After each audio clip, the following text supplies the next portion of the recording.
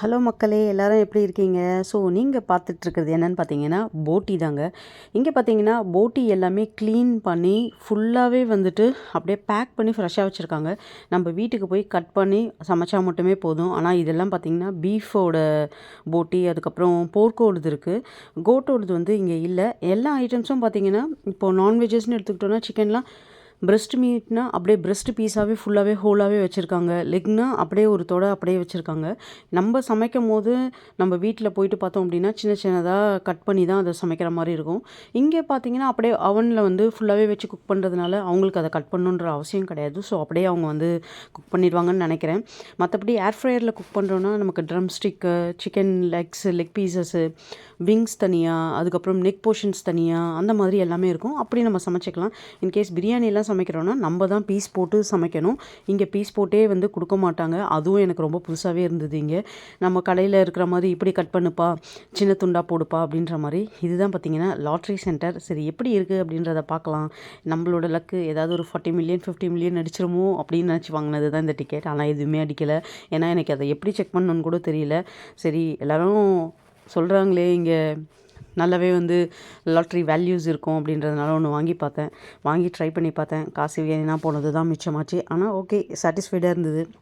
ஒரு வாட்டி ட்ரை தான் பண்ணி பார்த்துட்டோமே அப்படின்னு சொல்லிட்டு கவுண்டரில் வந்து பார்த்திங்க அப்படின்னா காசு கொடுத்து வாங்கி அங்கேயே வந்து மிஷின் இருந்தது செக் பண்ணுறதுக்கு. ஸோ அந்த இடத்துல இமீடியட்டாகவே நம்ம வந்து செக் பண்ணிடலாம், நம்ம வின் பண்ணியிருக்கோமா ப்ரைஸ் அப்படின்னு சொல்லிட்டு.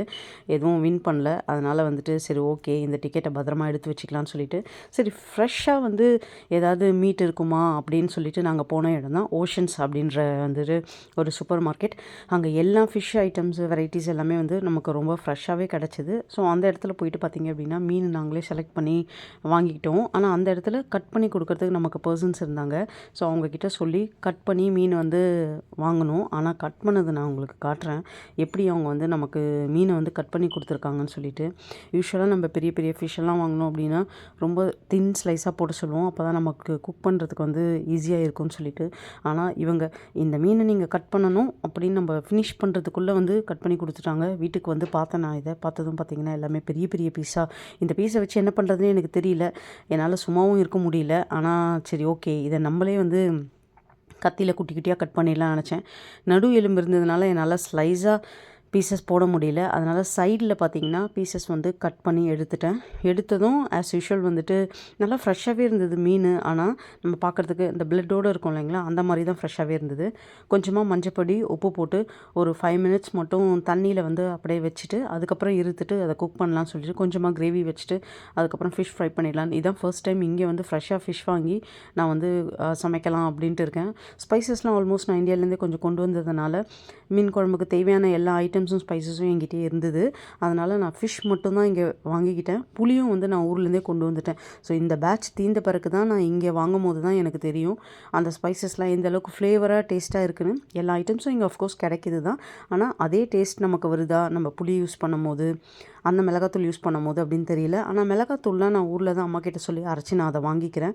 ஸோ கொரியரில் போட்டு விட்டு சொல்லலாம் அப்படின்னு சொல்லிட்டு ஒரு பிளானில் தான் இருக்கேன். ஸோ இதுதான் வந்து அந்த பீசஸ் எல்லாம் கட் பண்ணதும் இன்ஃபேக்ட் பார்த்திங்கன்னா நல்லா அதிகமான குவான்டிட்டியே கிடச்சிது. ஏன்னா கிட்டத்தட்ட இது பார்த்திங்கன்னா ஒரு 2 கிலோ அளவுக்கு வாங்கணும். அவங்க பெரிய பெரிய பீஸாக போட்டதுனால நமக்கு ஒரு 6-7 பீசஸ் தான் கிடச்சிது. இப்போ பார்த்திங்கன்னா ஃபுல்லாகவே பீசஸாக கட் பண்ணிட்டேன்.